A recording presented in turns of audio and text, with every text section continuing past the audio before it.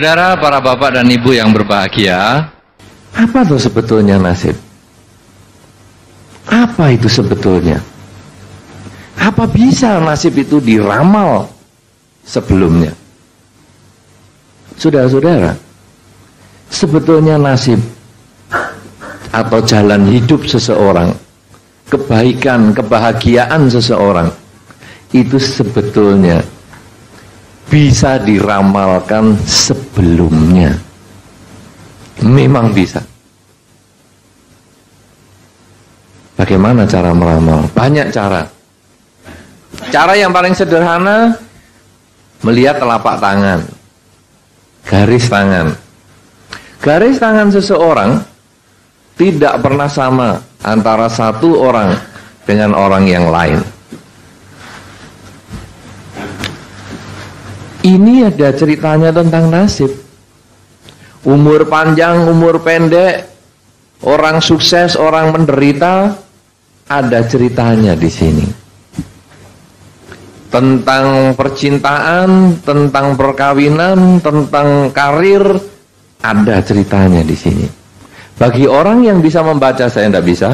Bagi orang yang bisa membaca, karena nanti ceritanya habis ini 15 menit saya ngomong terus konsultasi tangan kan repot saya.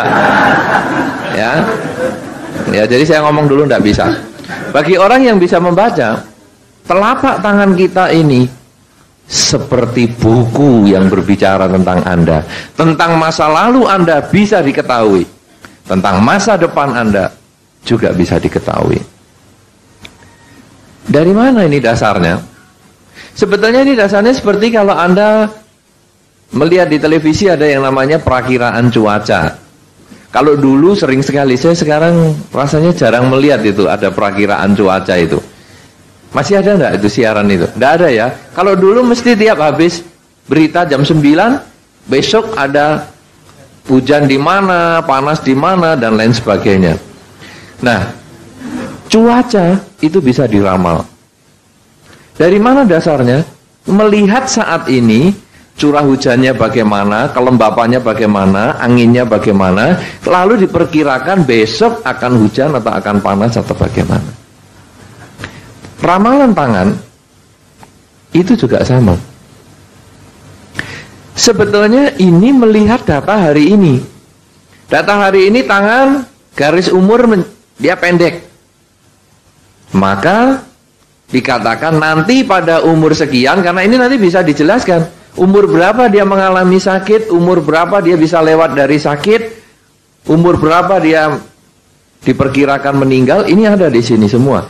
Nah, kemudian dikatakan, awas pada umur sekian nanti kamu bisa sakit dan meninggal. Karena dia membaca data hari ini. Tetapi ramalan cuaca dengan membaca data hari ini bisa betul besok berawan atau besok hujan atau besok panas. Tapi juga bisa salah. Dari mana salah? Kalau timbul badai, tsunami, misalnya dari Jepang mengarah ke Indonesia, sehingga akhirnya awan yang mestinya di kota Jogja ini berawan, kena badai itu awannya hilang. Jadinya malah di Jogja panas. Padahal mestinya berawan. Ada hal-hal tertentu yang tidak terpikirkan oleh peramal cuaca. Demikian pula ada hal-hal tertentu yang bisa mengubah jalan hidup kita. Kalau sekarang kita diramal, misalnya 10 tahun lagi kita akan meninggal. Tetapi dalam 10 tahun karena kita takut meninggal, lalu mengisi perbuatan baik dengan sebanyak-banyaknya, mungkin 10 tahun lagi kita tidak jadi meninggal. Itu seperti ada badai tsunami yang menghabiskan awan-awan penderitaan kita. Nah, dari mana sekarang dasarnya ramalan dengan tangan ini? Nasib, melihat nasib dengan tangan. Itu karena mencocokkan. Jadi begini, pengalaman nenek moyang, dia melihat, wah si A kok sukses, si B kok sukses, si C kok sukses, si D kok sukses. Coba orang sukses-sukses kesini, kumpul. Lihat tanganmu. Apa ya yang sama Nah, dilihat, oh garis ini yang sama. Nah, kemudian dia lihat orang lain, coba lihat tanganmu. Oh, ada garis ini, sukses kamu. Karena dia sudah lihat yang lain. Orang yang tidak sukses, si A menderita, si B menderita, si C menderita, si D menderita, kumpul. Lihat sini, tanganmu kok menderita itu kan. Orang-orang ini kok menderita, ini tanganmu bentuknya kayak apa? Oh, ada garis ini. Lalu lihat orang lain lagi. Wah, ada garis ini, menderita kamu hidupmu. Jadi ini adalah mencocokkan. Memang ada betulnya. Karena itu ramalan tangan menjadi ramalan yang cukup tua pada zaman ini. Itu kalau anak-anak, biasanya anak sekolah, SMA atau apa, sini tak ramal tanganmu. Ah, ini. Itu sebetulnya dari situ dasarnya. Selain ramalan tangan, orang mau melihat nasib, juga bisa melihat dari bentuk muka. Pernah dengar itu? Bentuk muka seseorang itu mencerminkan, oh ini orang ini bakal susah hidupnya. Oh orang ini bakal bahagia. Lihat bentuk kupingnya, lihat bentuk hidungnya, lihat bentuk apa. Begitu. Anda pernah tahu ciri khas menteri di Indonesia? Pernah tahu? Ciri khas menteri atau pejabat di Indonesia? Itu untuk mencocokkan. Supaya nanti Anda gampang itu lihatnya.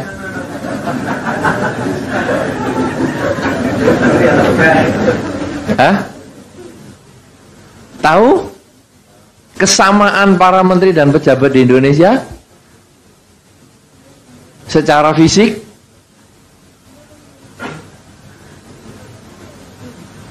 Tidak ada yang tahu.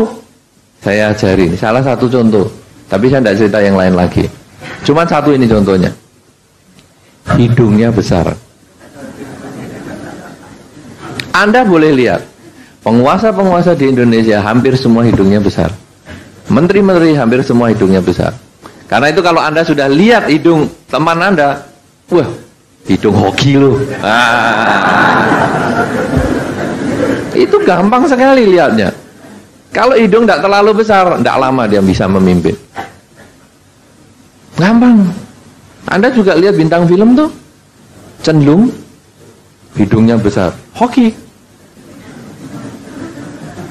Ya, jadi Anda kalau mau tahu atau mau nasibnya bagus, suntik lemak hidungnya, besar nanti. Tapi yang besar itu bermacam-macam, karena nanti besar boros juga ada. Itu nanti lihat lubangnya, lihat apa itu macam-macam.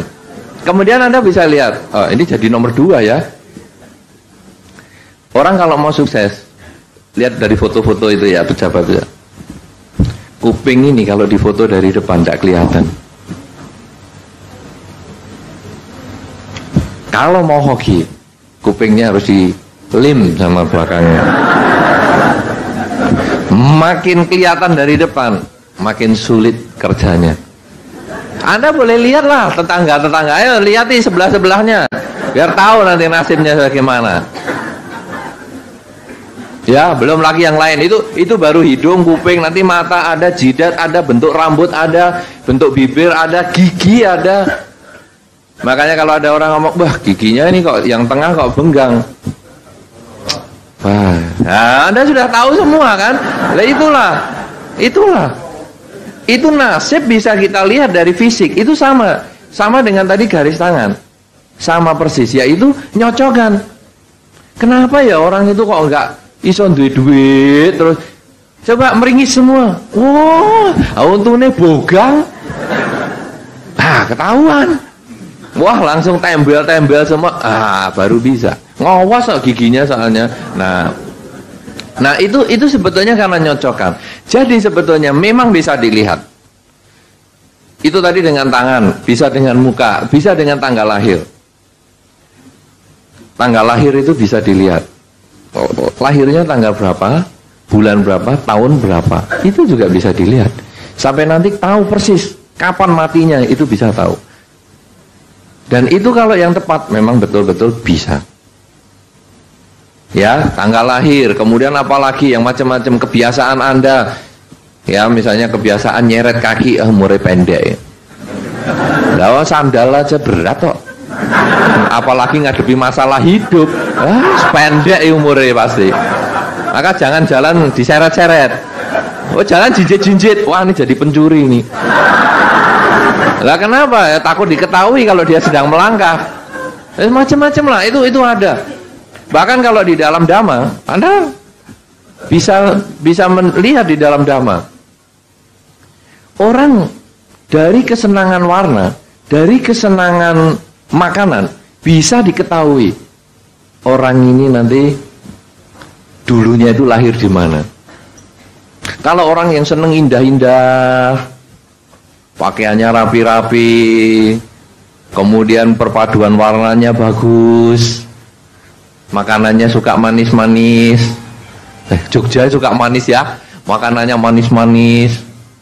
Katanya dulu pernah lahir di surga. Jadi nampaknya orang Jogja pernah lahir di surga. Saya ikut happy juga, saya ikut orang Jogja ini. Bagian begini saya ikut orang Jogja lah.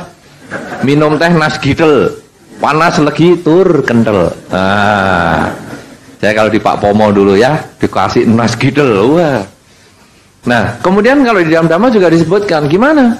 Kalau orang yang seneng kecut-kecut, kemudian suka awut-awutan, kalau pakaian asal aja, kadang baju di luar separuh, kadang di dalam separuh.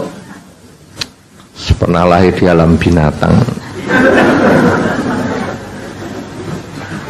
Kalau sekarang suka pedes-pedes, suka kritik, suka geger-geger, suka cekcok-cekcok, protes-protes, pernah lahir di alam asura. Iya, ada cerita itu. Jadi sebetulnya itu juga merupakan wataan ya, atau nasib tadi toh ya. Nah, nanti itu bisa disesuaikan. Nah, saudara-saudara, sekarang berarti nasib adalah jalan hidup seseorang, suka maupun duka yang dialami seseorang, yang sebetulnya juga bisa diramalkan sebelumnya dengan berbagai instrumen yang ada di fisik kita, yang nempel diri kita. Bahkan nama itu pun juga termasuk nasib. Itu bisa untuk mengetahui namanya si A. Tadi apa namanya, Joni ya, Joko, J itu berapa, O itu berapa, K itu berapa, O berapa, di jumlah itu nanti juga bisa diketahui nasibnya. Nah, kemudian juga dari segala macam. Yang saya mau katakan sekarang, bahwa apa yang disampaikan di dalam teori ramalan nasib itu sebetulnya dia tidak mutlak. Walaupun Anda dikatakan bahagia, kalau Anda tidak berjuang, Anda tidak bisa bahagia. Dia hanya perakiraan, tidak mengubah jalan hidup Anda. Kalau Anda dikatakan menderita, tapi Anda berjuang, Anda bisa memperbaiki. Bahkan Anda tidak menderita sama sekali. Jadi dalam hal ini saya mau menekankan, nasib bisa diperbaiki. Sekarang hal yang penting adalah bagaimana memperbaiki nasib. Nah, itu ada beberapa pihak yang bikin cerita atau bikin semacam usaha. Wah, nasibmu kok jelek ya? Bagaimana kalau saya upacarai? Saya potongkan kambing 5 ekor, tapi saya motong di luar Pulau Jawa. Kamu titip duit aja. Ini bisa mengubah nasib. Ini kan Januari masuk ya, titip duit. Loh, Maret kok masih menderita? Duitmu kurang. Ternyata kamu ngasihnya ndak ikhlas. Coba diulang lagi, 5 ekor kambing lagi. Sini, saya potongkan lagi di luar pulau. Mungkin kurang jauh. Coba ongkos perjalanan ke luar negeri sekarang. Motong kambing aja di luar negeri. Loh, lah kok Agustus masih menderita? Wah, memang nasibmu yang parah ini. Saya sudah doakan dengan sampai gobios. Kambingnya juga sudah ikut gobios karena takut dibelah. Ternyata memang nasibmu berat. Coba sekarang 2 kebo aja. Jadi orang sudah stres, orang sudah menderita, ditarik lagi. Dukunnya nggak pernah salah. Nah, saudara-saudara, Ini kadang ada sistem seperti itu. Kadang kita yang stres karena nasib jelek, akhirnya menjadi sasaran dukun-dukun seperti itu. Anda pernah begitu kan? Pernah belum? Belum. Kalau belum sudah, jangan ngalami lagi. Tadi sudah saya ceritakan begini. Bagi yang sudah pernah, itu sekolah Anda. Mahal itu biayanya. Ya, bagi yang tidak ngaku, saya maklum. Ya, tidak apa-apa. Maklum saya. Anda kan jadi iya ya, aku biar lo jadi ngono ya. Saya maklum, memaklumi hal itu, tidak apa-apa. Nah, saudara-saudara, tetapi ada juga usaha atau upacara ini yang bisa memberi manfaat. Misalnya kadang, gimana ini, usaha tahun depan, aduh usahanya susah. Kalau gitu gini, kamu sering membantu usaha orang lain. Loh, usaha sendiri aja susah, orang lain suruh bantu. Ya usahanya orang lain kan macam-macam. Misalnya apa? Usahanya orang itu tukang parkir. Kamu bantu. Jadi parkirkan mobil, kalau harus bayar 1.000 ya sudah bayar. Jangan ngomel-ngomel, aku parkir cuma sebentar kok, 1.000. Ya, ini kan parkir itu kan bukan masalah sebentar dan lama, tapi berhenti di situ ndak. Kasihlah 1.000, biar melancarkan usaha lah, biar dia lancar, biar dia happy. Pengemis di perempatan jalan, main musik, kita buka jendela. Kenapa tak kamu masih muda kok ngemis terus? Kerja dong, kamu kan masih kuat, masih gini. Ya sana kerja, tutup lagi. Lo pengemis itu tidak butuh nasihat Anda, butuh duit Anda. Kecuali Anda apa tuh masih muda gagah begitu ngemis, ayo coba kerja di tempat saya, ayo ikut mobil. Loh itu enak, itu bagus. Sekarang sudah ngomel-ngomel, tutup pintu tinggal pergi. Ya kayak tunggalnya kalau begitu. Nah, ini sering begitu. Ya mau kasih aja. Ini kan dia mau kerja, ya sudahlah, daripada ngerampok, daripada apa, kasihlah 50 rupiah atau apa. Di sini berapa tuh, 100 atau 50? Ya 100 ya, kasihlah 100, sudah. Karena dia kan kerja, usahanya kan itu. Terus kalau di Jogja, saya kan dulu orang Jogja memang. Karena sekarang sudah KTP saya juga pindah. Kalau ada orang ngemis pagi, liane ae, lainnya seisu, esok kok ngemis, stiume gitu kan ngemisnya. Siang, datang kok siang-siang loh, orang sibuk begini, ngemis, ngerepoti ya, lainnya ae. Sore mau tutup. Ini mau tutup, ini ngerti nggak baru toto ngemis ngerepoti ya. Jadi kapan dong ngemisnya salah terus? Nah ini bisa kejadian ya seperti itu. Nah akhirnya bagaimana? Akhirnya kita tidak punya kesempatan berbuat baik. Padahal kalau kita ngasih 100 rupiah, yang kita ngasih itu uangnya kurang 100 rupiah, kita tidak tambah miskin. Yang dikasih uang 100 rupiah ya tidak tambah kaya. Tapi di situ terjadi kesempatan berbuat baik. Sehingga seorang umat Buddha kadang-kadang waktu ngasih ke pengemis, dia malah ngomong dalam dirinya, terima kasih. Boleh juga ngomong sama si pengemis, terima kasih. Jangan kayak wong Jogja, kalau si ngemis dikasih duit menengah bisu tak? Ngomong terima atur nuwun ra iso. Nah, jangan begitu.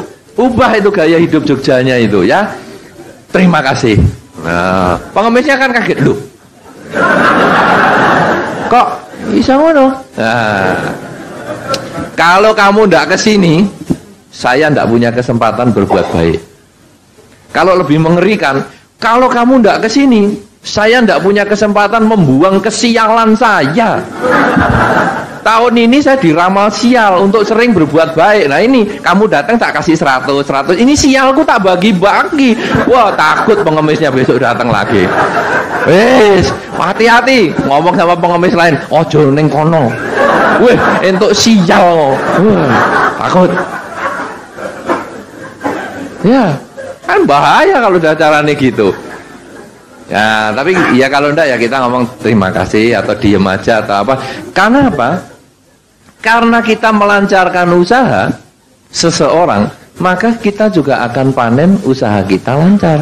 Karena di dalam dharma ini atau di dalam hukum alam ini, kalau kita mau menanam bunga seperti ini, tentu kita juga harus, kita akan panen bunga ini juga. Karena tanam bunga yang sama, kita akan panen bunga yang serupa. Kalau kita mau tanam padi, kita juga akan panen padi. Kalau sekarang Anda ingin mendapatkan kesuksesan di dalam bekerja, kenapa kita tidak mulai menyukseskan orang yang kerja dengan memberi kepada pengemis tadi? Enak. Oh, saya kepingin mempunyai rumah tangga yang akur, aman, tentrem. Ciptakanlah sekarang. Kalau Anda kepingin memetik rumah tangga yang akur, aman, tentrem, Anda harus menanam akur, aman, tentrem kepada lingkungan Anda. Misalnya ada rumah tangga cekcok, Anda boleh kasih nasihat, cekcok. Itu kan dulu kamu kan ya nyari sendiri. Kenapa dicekcoki? Ya sudahlah, terimalah nasibmu. Sentuk kayak ngono ya sudah. Jangan malah ditambahi, bener, kebuki aja. Bagus itu. Oh, memang orang nggak pantas kok itu kalau udah gitu, pukul aja. Ayo tak sediakan ring. Saya kira itu salah. Dan itu kadang di dalam kehidupan kita bermasyarakat itu sering. Gara-gara kata-kata kita rumah tangga bisa cekcok. Tak kasih tahu ya, suamimu itu, waduh, kalau keluar dari rumah ternyata bawa cewek lain loh. Geger rumah tangganya. Lah kalau sudah menanam percekcokan begitu, masa mau panen rumah tangganya bahagia atau aman atau tentrem? Tidak bisa, rumah tangga kita juga bakal cekcok. Karena nanti suaminya bakal ngomong, siapa yang ngelaporkan aku pergi sama cewek? Itu koncoku. Wah, awas tak labrak kamu. Akhirnya rumah tangga kita kan juga tidak karu-karuan. Karena itu kalau Anda ingin mendapatkan apapun juga di dalam kehidupan ini, tanam apapun juga itu kepada orang lain. Anda kepingin sehat? Pengen sehat enggak? Pengen enggak? Sebagian, berarti yang lain pengen sakit-sakitan. Ayo, pengen sehat apa enggak? Pengen sehat apa enggak?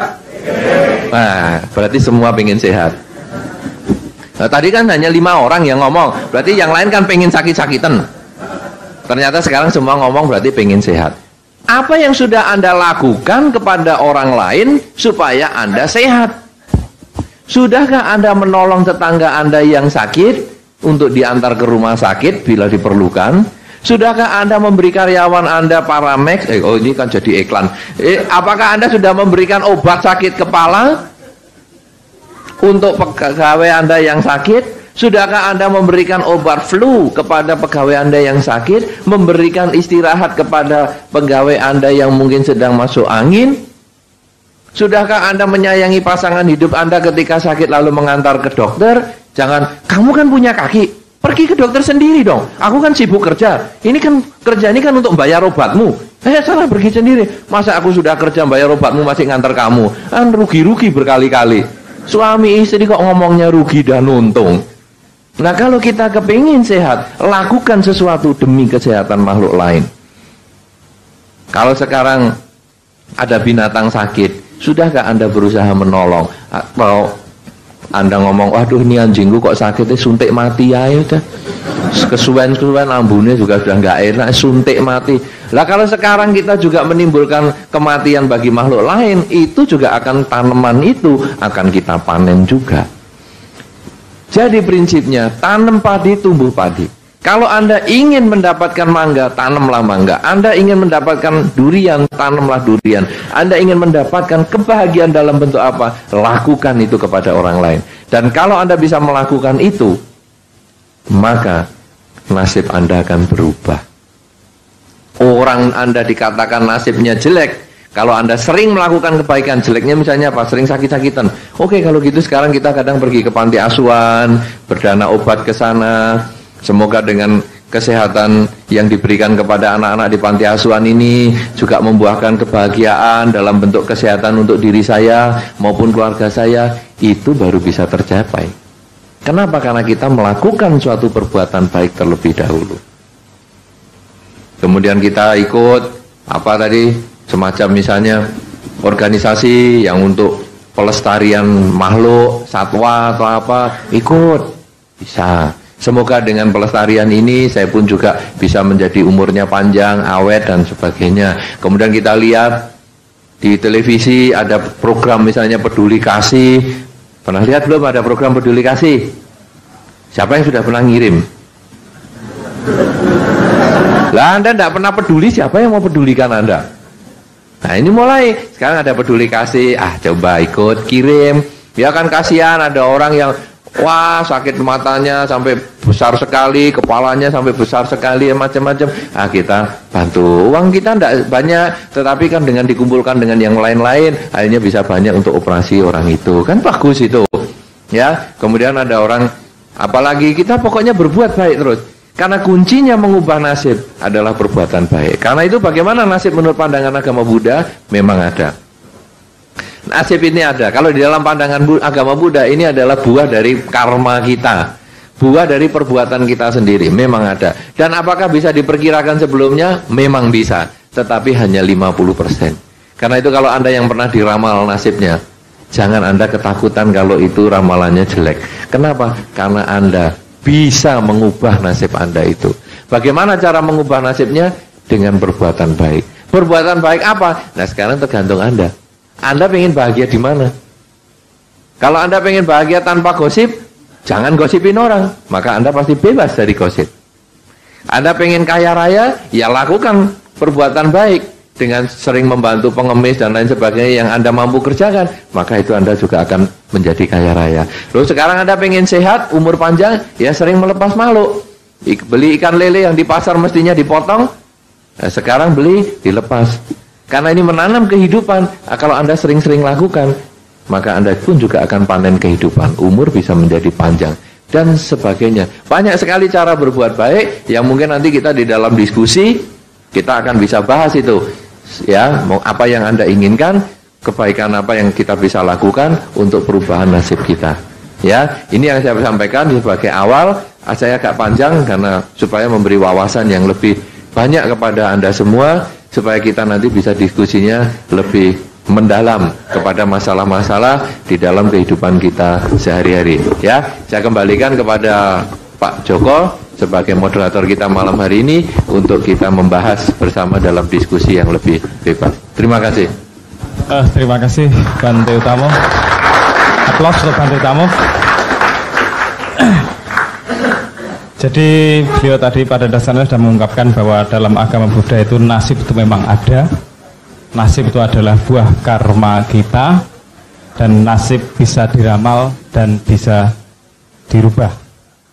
Nah sebelum ada pertanyaan ini saya lempar ke forum, saya sendiri sebetulnya ada pertanyaan yang kepingin saya ajukan kepada Bante Utamo. Yang pertama sekali Bante, menurut agama Buddha sebetulnya apa yang disebut nasib baik dan apa yang disebut nasib buruk? Misalkan apakah Bante menjadi seorang biksu, seorang biku itu adalah nasib baik ataukah nasib buruk? Kemudian yang kedua, apakah nasib kita itu bisa ditentukan dan dipengaruhi oleh makhluk lain, atau nasib kita bisa dipengaruhi oleh lingkungan sekitar kita? Dan yang ketiga, ini pertanyaan yang pada dasarnya ada pada setiap orang, setiap manusia.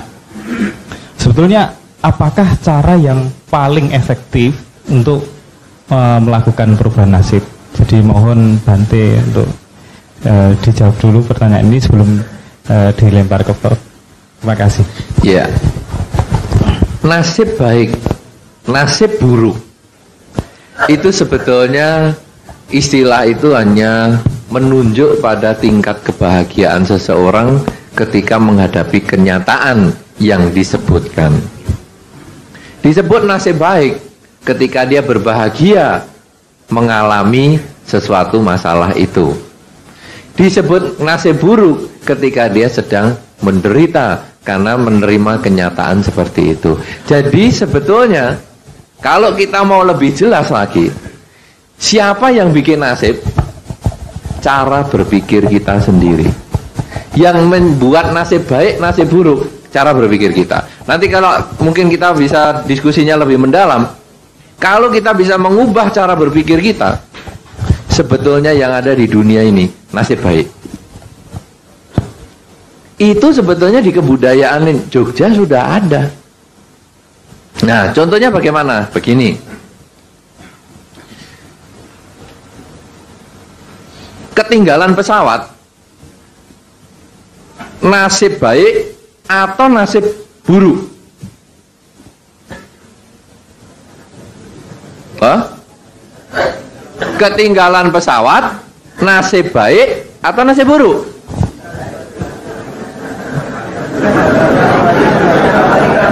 Nah, bisa baik, bisa buruk kan? Kenapa bisa baik? Kenapa kalau ketinggalan pesawat kok baik? Nah, kalau pesawatnya kepleset, untung. Nah, itu dalam kebudayaan di Jogja kan ada tabrakan, sepeda motor rusak, untung kaki nggak opo-opo, cuman sepeda motor yang rusak. Loh, kakinya kena kok, untung cuman kakinya, ndak kepalanya. Loh, kepalanya gegar otak, untung cuman gegar otak, ndak meninggal. Loh, meninggal, untung meninggal nggak cacat lagi. Loh, lah kalau untung terus kapan ruginya ini? Tapi itu saya akan menekankan di situ bahwa nasib baik, nasib buruk itu yang buat kita sendiri. Kalau Anda bisa melihat kejelekan Anda dan Anda bisa melihat dari sudut yang positif dengan mengatakan untung, Anda punya nasib baik di mana saja. Nggak naik kelas, untung nggak naik kelas. Adik kelasku ayu-ayu.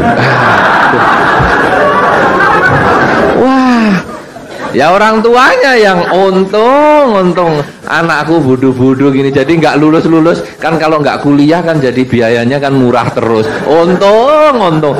Wah lah, kalau caranya gini ya kacau. Itu adalah kesempatan kita untuk menerima kenyataan dengan menyebut kata untung. Tetapi yang kedua, nasib ini kan harus bisa diubah. Bagaimana cara mengubah? Ketika kecelakaan tidak lecet, untung tidak lecet. Tapi kenapa ya saya kecelakaan? Lain kali jangan diulang. Jangan, Allah ini kan kaki tidak lecet, baleni lagi. Lah ini yang salah. Kita harus perbaiki, karena itu nasib ada di tangan diri kita sendiri. Ketika lecet, kita juga ngomong untung cuman lecet ya, tidak gegar otak. Tapi kita juga lain kali lebih hati-hati lagi, supaya jangan sampai kecelakaan, apalagi sampai lecet. Jangan malah dicoba. Aku kan punya karma baik, aku ngebut sambil merem coba. Karma baikku luar biasa kok. Nyawaku 9 kayak nyawa kucing. Wah, ini jelas orang yang nggak benar. Karena itu nasib baik, nasib buruk itu apa? Sebetulnya tingkat kebahagiaan seseorang yang itu sebetulnya kita bisa ubah. Nasib buruk kita bisa ubah tergantung cara berpikir kita. Sama dengan ketinggalan pesawat. Kalau Anda sekarang stres, apa saja yang Anda alami di dalam kehidupan Anda stres, ingatlah kalau ketinggalan pesawat bisa baik, bisa buruk. Anda harus mencari sisi baiknya, maka Anda merasa bahagia. Untung ya dulu aku punya masalah itu, jadi bagian begini kita bisa terbebas. Kalau Anda bisa cari itu, itulah kebahagiaan Anda. Yang kedua tadi tentang apakah bisa dipengaruhi makhluk lain ya? Ya. Baik. Apakah nasib kita bisa dipengaruhi makhluk lain? Bisa. Itu yang nanti disebut dengan disantet. Santet itu adalah mematangkan nasib yang jelek kita. Jadi misalnya si A, saya benci sama si A, kemudian si A mau saya bikin sakit. Wah, kemudian saya memancarkan gelombang penyakit. Ya, santet toh gelombang penyakit. Itu memang dia bisa sakit. Cuman semua itu tetap tergantung pada karma baik orang tersebut. Karena santetnya ini hanya mematengkan karma buruk orang itu. Kalau memang orang itu sudah mestinya mau sakit, kemudian dikirim gelombang sakit, sakitlah dia. Tapi kalau orang itu belum mau sakit karena karma baiknya masih kuat, timbunan kesempatan kebajikannya masih banyak, disantet sampai gulung koming, enggak bisa sakit. Yang sakit dukunnya sendiri. Makanya ada orang bingung, aku nyantet dia kok aku malah sakit sendiri ya. Kenapa? Karena karma baik orang itu kuat. Dari mana karma baik itu kuat? Yang tadi saya sudah katakan, ya diubah tadi. Mengubah caranya. Ini yang pertanyaan yang nomor 3 adalah bagaimana cara yang paling efektif untuk mengubah, yang paling tokcer, yang paling instan. Ya Anda perlu apa? Kalau Anda perlu kesehatan, lakukan banyak usaha untuk membantu kesehatan makhluk yang lain. Kalau Anda kepingin sukses, lakukan banyak usaha demi kebahagiaan kesuksesan makhluk lain. Itu yang paling tokcer. Orang ngantuk kan dikasih bantal, jangan orang ngantuk dikasih buku. Nah, kalau sekarang Anda kepingin sukses, lakukanlah usaha-usaha yang menyukseskan usaha orang lain. Seperti ngasih tukang parkir yang dengan sewajarnya, ya, kasih pengemis, kemudian kasih ke yayasan-yayasan sosial, yatim piatu dan sebagainya. Itu cara yang paling tokcer. Lebih tokcer lagi, kalau Anda melakukan perbuatan baik lebih maksimal dengan badan Anda, ucapan Anda, perbuatan Anda, tanpa harus takut dengan ramalan. Banyak orang berbuat baik setelah diramal jelek. Wah, ini tahun depan jiong ini. Wah, cepet-cepet berbuat baik banyak-banyak. Kalau sudah ndak jiong nggak berbuat baik. Ini di dalam bahasa umum disebut mental upahan. Mau berbuat baik hanya kalau ada upahnya. Ya toh? Jadi misalnya Anda tahu mental upahan itu apa? Pernah lihat ledek ketek? Belum. Ledek ketek. Sarimin gendong kayu. Kemudian kalau sudah bisa melakukan sesuatu, dia dikasih permen, kasih kacang. Flipper, dolphin juga begitu kan? Anjing laut juga begitu kan? Kuda kalau ikut sirkus juga begitu, bisa lompat sana lompat sini, dikasih. Gajah juga begitu. Kalau kita melakukan sesuatu demi untuk mengharapkan sesuatu, itu mental upahan. Tidak begitu berbeda dengan dolphin, anjing laut, dan ledek ketek. Tapi itu normal, saudara. Manusia memang berawal dari situ. Ketika anak Anda masih kecil-kecil kan begitu, jangan nakal, nanti tak kasih permen. Itu memang begitu. Itu mental upahan itu memang ada dari awalnya gitu. Ya, belajar yang rajin. Kalau naik kelas baru saya belikan sepeda motor. Wow, belajarnya kenteng-kenteng, rajin sekali. Karena untuk dapat sepeda motor, itu mental upahan. Cuman kalau sekarang kita sudah dewasa, rambut kita sudah mulai memutih, apa kita tetap mental upahan? Apa kita tetap seperti anak kecil yang baru diem kalau dikasih permen? Apa kita seperti anak remaja yang baru belajar kalau baru bisa mendapat sepeda motor? Apa kita tidak bisa berbuat sesuatu kebaikan demi kebaikan itu sendiri?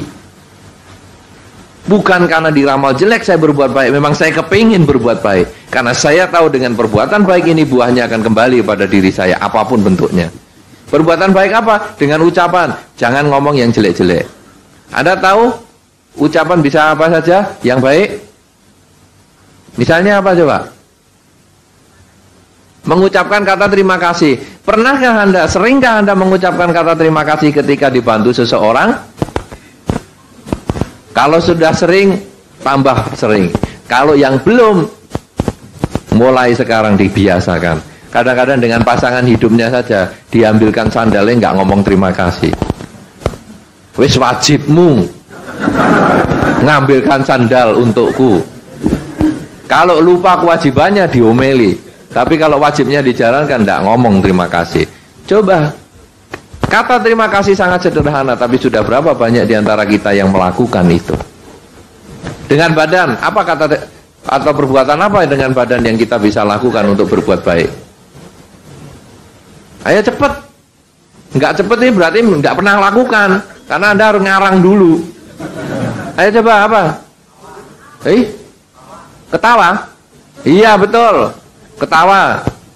Pernahkah Anda ketawa dengan pasangan hidup Anda ketika Anda gregeten?